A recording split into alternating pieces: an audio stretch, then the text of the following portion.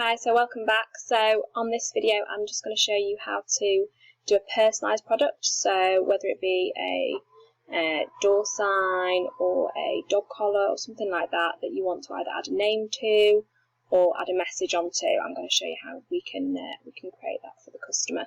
So I'm just going to use this one as an example. So I'm in all products, so I'm just going to click on edit. Okay, so I'm in my product here. The description here is just dummy text, so just ignore that. It's just to show you where to put the text. So as we've created our product, we've filled in all the information we need to fill in.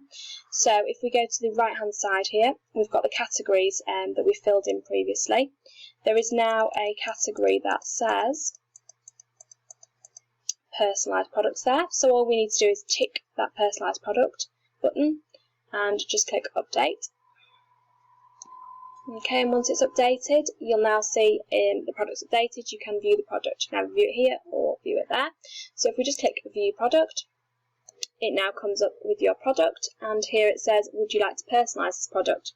The customer can now tick down on the arrow there, and they can add the message, whether it be a name, for example, and or a personalised message, happy birthday, or anything like that, and then they can add it to their basket.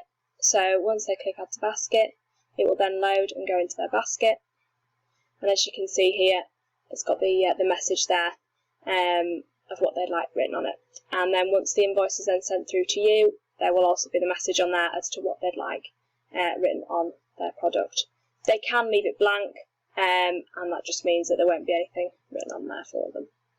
Okay, so that's how to add a personalised product. Thank you very much for watching. Bye.